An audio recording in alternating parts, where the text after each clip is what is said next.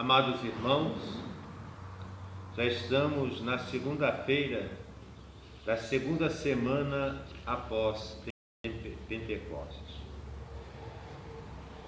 E assim o tempo vai caminhando, o tempo vai voando, como diria o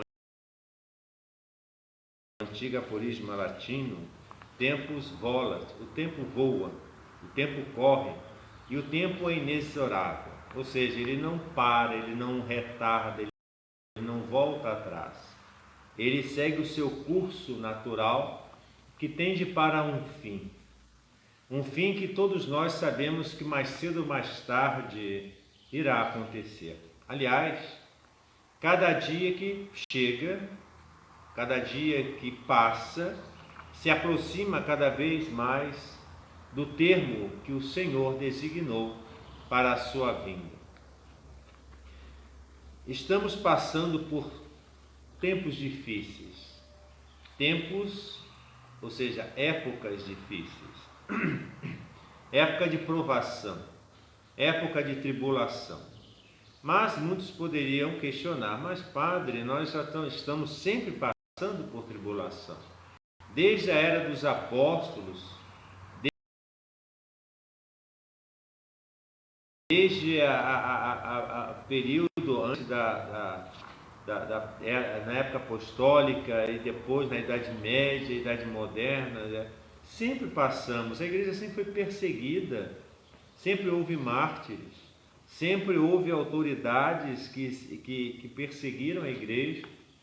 Passamos tempos de guerra, né? Há 100 anos atrás, a Segunda Guerra Mundial, as perseguições nas guerras civis de Espanha e do México, as perseguições aos cristãos no Oriente Médio, na Ásia, na Oceania, até mesmo na América Latina. Sempre estamos passando por momentos de perseguição e tribulação, é verdade. Sempre houve. Mas o tempo de hoje é um tempo diferente. Não no seu conteúdo, mas no seu formato. Até alguns anos atrás, 15 anos atrás mais ou menos, estourando 20, o mundo não era tão interligado como é hoje. Nós temos meios, digamos, tecnológicos que, de um certo modo, fizeram o mundo ficar menor. Hoje, qualquer pessoa tendo acesso a um pequeno celular, ela consegue falar para o mundo inteiro, para qualquer parte do mundo, simultaneamente, instantaneamente. Coisa que, quando na minha infância, era impossível, era uma coisa inconcebível que isso viesse a acontecer. Nós somente víamos aquilo nos desenhos animados futurísticos ou em filmes de ficção científica futurísticos, coisas assim que para nós era quase que distante ou quase que impossível, né, ou provável de não acontecer. Mas hoje a realidade é essa. Hoje as pessoas, quando se comunicam, se olham uma para a outra através da câmera acoplada a um celular. Hoje as pessoas conseguem transmitir ao vivo, né, ou informar ao vivo um fato que esteja acontecendo ao mundo todo. Hoje os segredos que são revelados às 8 da manhã, às 3 da tarde, o mundo todo já sabe. Antigamente as coisas demoravam a acontecer, os fatos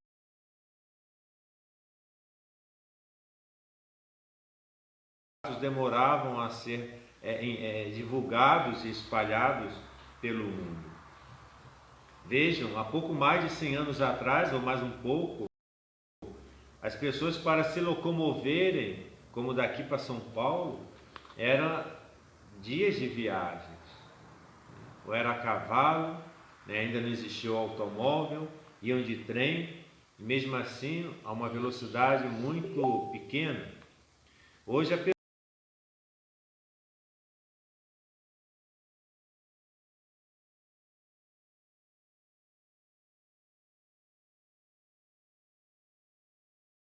pessoa, um carro chega a São Paulo em poucas horas, de avião em alguns minutos. de maneira que a velocidade se tornou como que uma coisa normal para nós, uma coisa comum. É até inconcebível hoje pensarmos que durasse tantos meses para se chegar a São Paulo. Não havia estradas, o caminho mais rápido, digamos assim, era o marítimo, pelo mar, onde não havia obstáculos para se chegar até o porto, de maneira que o mundo ele se transforma, a tecnologia vai avançando, o conhecimento humano, tecnológico, de todas as esferas, de todas as dimensões vão tomando corpo e se tornando realidade. Entretanto, apesar de tudo isso, apesar de todo o conhecimento tecnológico e científico, o homem continua sempre o mesmo. Mesmo com todo o conhecimento de uma carga histórica, o homem ainda ignora as experiências do passado. Não só às vezes ignora, como rejeita, como não aceita. E essa falta, digamos, de sabedoria faz com que o homem, em vez de evoluir espiritualmente, cada vez mais ele se barbariza, cada vez mais ele se torna um vândalo, se torna uma pessoa, digamos assim, desprovida de qualquer sentimento, de conhecimento, de sabedoria, digamos, até mesmo de espiritualidade. Quando nós pegamos os escritos de Ovídio, de Cícero, lá atrás, há 2, 3 mil anos, ou quando nós pegamos os escritos dos padres da igreja da era apostólica, 2.000 anos atrás, 1.000 e poucos tantos anos atrás, de um Agostinho, de um Tomás de Aquino, de um Irineu, de um Tertuliano, quando nós pegamos os textos desses homens e lemos quanta sabedoria, quanta lucidez. E hoje o homem moderno, o homem do século XXI, uma boa massa de pessoas vivem na escuridão espiritual, não tem sabedoria, não tem conhecimento, não conhece nada sobre o seu passado, da história humana. O ser humano, apesar, a sociedade humana, a civilização humana, apesar do cristianismo que veio transformando a sociedade nesses últimos 2.000 anos, a pessoa parece que se barbarizou.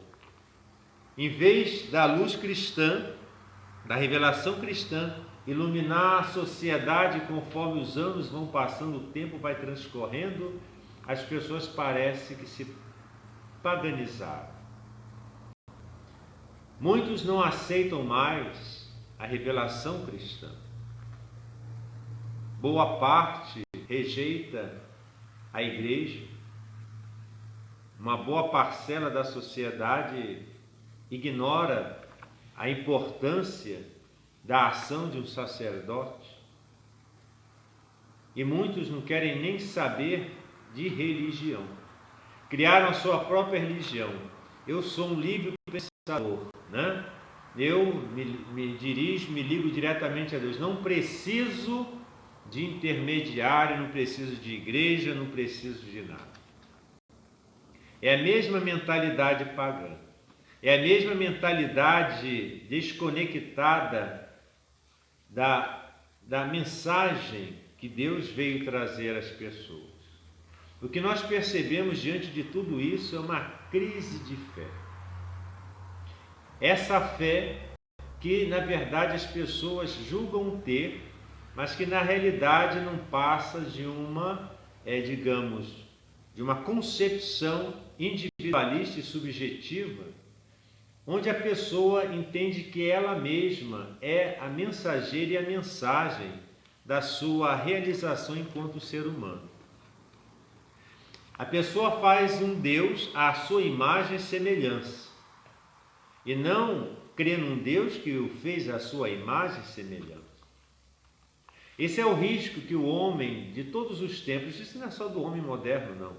Se você for analisar, fazer uma consulta, uma pesquisa, quantos pensadores, desde a época do iluminismo até antes, e mesmo recentemente, de 100, 200 anos atrás, tinham uma mentalidade totalmente anticristã. Rejeitavam visceralmente tudo aquilo que estava, digamos, pautada pela revelação divina. E nós encontramos no decorrer da história homens verdadeiramente incrédulos. E hoje a sociedade, apesar, como eu falei, da tecnologia, do avanço científico, o homem continua o mesmo e pior. Às vezes nos chegam informações, vídeos de verdadeiras barbaridades, de como o ser humano trata o outro, como se estivesse ainda na idade da pedra. Então, o que nos deixa tristes, nos deixa perplexos, é como que, apesar de toda a tecnologia da mídia moderna que nós usamos, inclusive aqui nesse momento estamos usando isso, em qualquer parte do mundo alguém poderá assistir essa nossa missa, participando conosco. Apesar de toda essa divulgação que nós fazemos, das devoções, da mensagem de Deus, da catequese, da evangelização, apesar disso tudo as pessoas ignoram, ou intencionalmente, ou de forma inadvertida. De onde vem a responsabilidade, ou digamos a culpa de tudo isso? Será que nós, católicos, que dizemos que cremos em Deus, que temos todo um acervo, digamos assim, de conhecimento teológico, religioso, nós não somos capazes de testemunhar aquela fé que nós temos e que nós procuramos viver? Será que há uma falha, um abismo muito grande no nosso testemunho de vida? O mundo hoje vive numa convulsão, como sempre viveu. Só que hoje a confusão, essa convulsão, digamos, esse torvelinho, ele é simultâneo. A tecnologia fez com que muitas coisas que retardavam a chegar em determinado lugar cheguem ao mesmo tempo, simultaneamente, em todos os lugares. Então a convulsão se tornou, digamos assim, mais forte, mais presente e mais duradoura também. As pessoas se encontram perdidas, se encontram desnorteadas, ou como diria na linguagem do próprio nosso Senhor Jesus Cristo, as pessoas se encontram como ovelhas sem pastor. Mas felizmente, nós também encontramos pessoas maravilhosas, pessoas de fé, pessoas que vivem aquela, digamos, realidade espiritual na sua vida, com o seu testemunho. Nós cristãos temos uma missão muito importante neste mundo. O próprio Cristo pede que nós sejamos sal na terra. Nós temos que salgar, ou seja, dar sabor à vida das pessoas. É o diferencial. Nós temos que ser a luz do mundo, portadores da luz. Nós temos que levar Cristo, ou seja, a nossa fé em Cristo, para as pessoas que ainda, se não o conhecem pessoalmente, que hoje Jesus é conhecido de uma maneira até um pouco deturpada. A figura de Cristo hoje, aquela imagem do Senhor, essa imagem é vista como se fosse uma coisa, digamos, distante, idílica, um tanto lírica e não existencial. Pessoas que, em vez de amar a Jesus como pessoa, a pessoa de Jesus, o veem apenas como um ideal, como um filósofo ou alguma coisa inatingível. E nós sabemos, nós cristãos, nós que somos católicos, que buscamos a viver e a testemunhar essa fé em Cristo, nós sabemos que tudo isso é possível, que Ele mora dentro de nós a partir dos sacramentos que nós recebemos, que nós podemos encontrá-lo no irmão, que nós podemos perceber a presença de Deus na sua criação, na natureza. Quantas coisas lindas nós temos. E perceber no outro, naquelas pessoas, que Deus manifesta também o seu rosto, às vezes escondido numa pessoa amarga, às vezes numa pessoa revoltada, que ainda não soube tirar de si esse peso do ressentimento, da mágoa, do ódio. Muitas pessoas ainda se encontram com sua alma contaminada pelo veneno do mal. E nós, como portadores dessa fé em Cristo, temos que levar o remédio para essas pessoas, que é crer que podemos ser melhores do que somos, mas não pelos nossos méritos, pelos nossos esforços, mas principalmente pela abertura do coração. E isso nos vem à mente aquela estampa, aquela imagem do Cristo batendo na porta, né? Geralmente nas casas das pessoas, a gente vê um quadro na parede e mostra Jesus batendo a porta. Vejam naquela gravura que naquela porta não tem fechadura, não tem maçaneta por fora.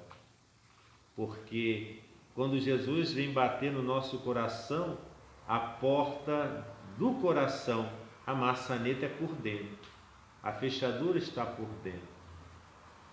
Ou seja, as pessoas têm que abrir o seu coração para Deus. Deus não pode violentar o nosso coração, Ele não faz isso. Quando você abre a porta do seu coração, a porta da sua alma, aí sim, quando você aceita e fala, Senhor, entre em meu coração, entre na minha vida, Ele entra de uma maneira, digamos assim, impetuosa, Ele inunda, Ele ilumina com a sua luz, com a sua presença.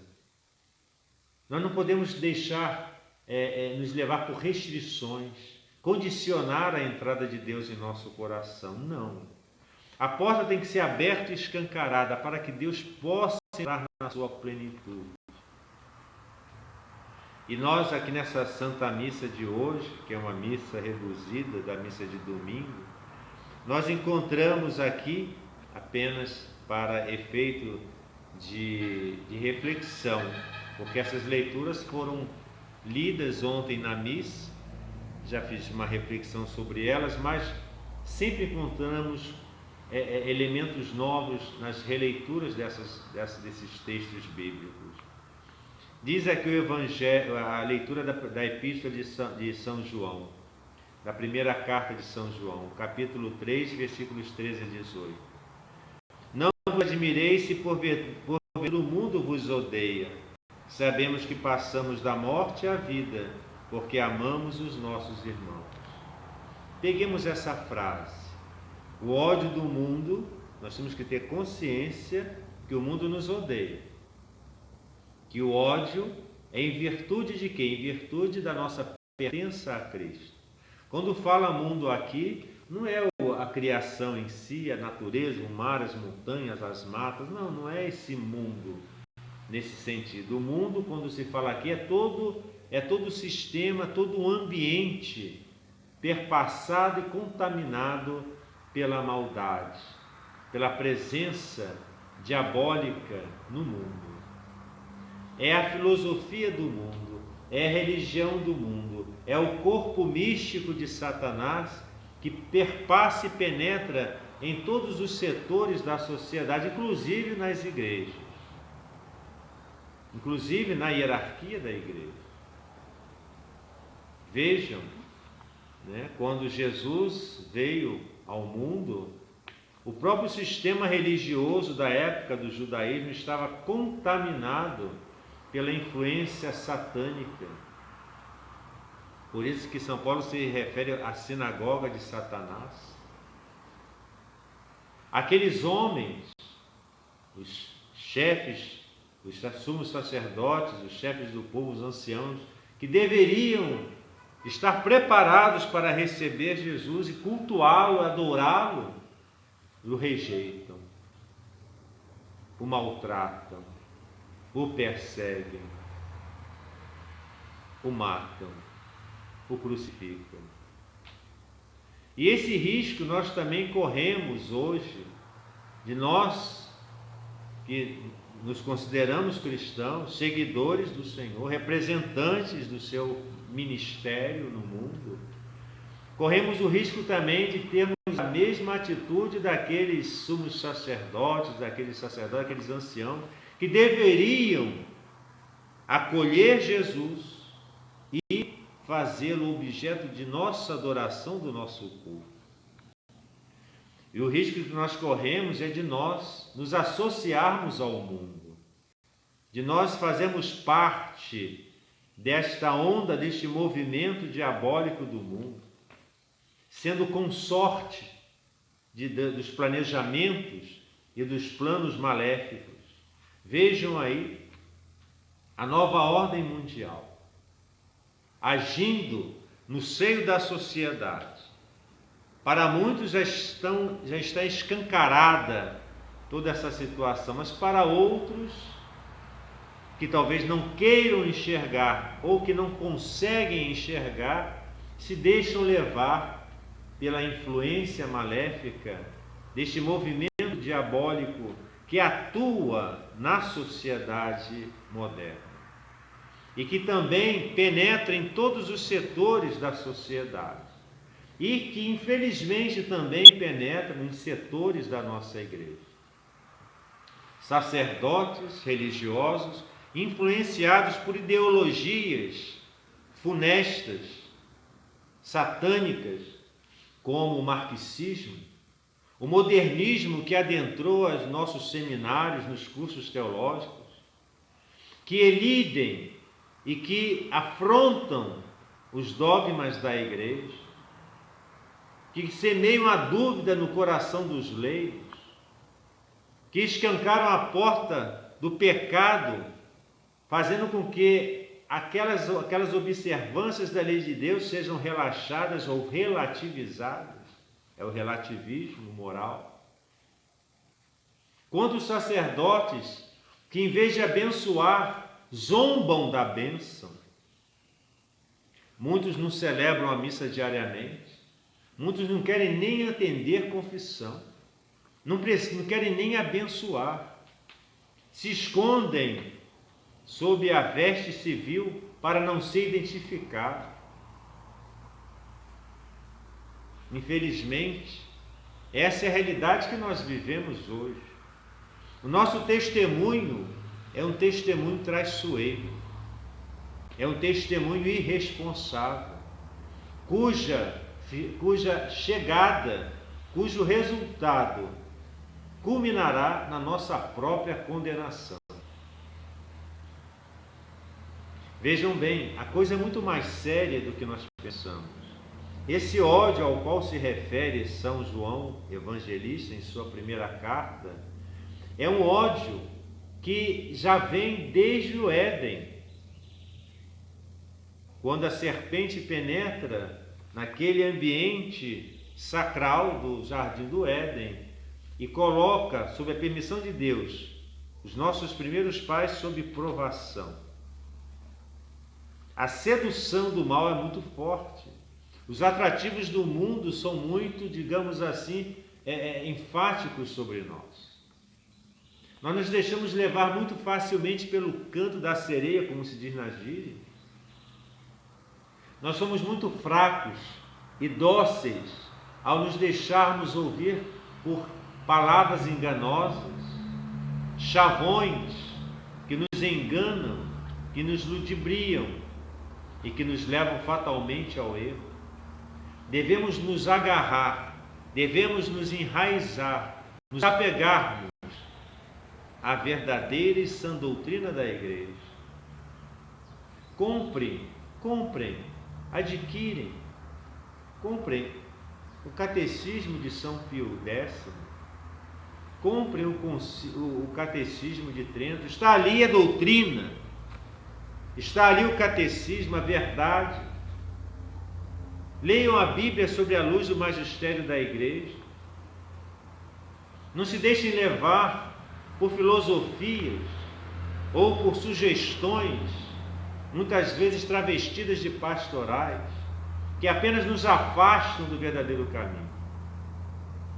Temos que identificar na igreja os autênticos pastores que nos apontam para o caminho correto, que não nos enganam com relaxamentos e frouxidões morais.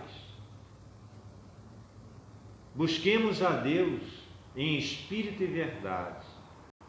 Peçamos a Nossa Senhora que nos ilumine. Sigamos as suas instruções, suas orações. Busquemos o conhecimento da palavra de Deus nas Sagradas Escrituras. Peçamos a São Miguel Arcanjo que nos proteja e proteja a nossa igreja, ou o santo da sua devoção, aquele com o qual você mais se identifica, uma santa, um santo, mártir, um confessor, uma santa religiosa, um doutor da igreja. Procure ser fiel à sua vocação cristã. Procure ser fiel ao seu batismo.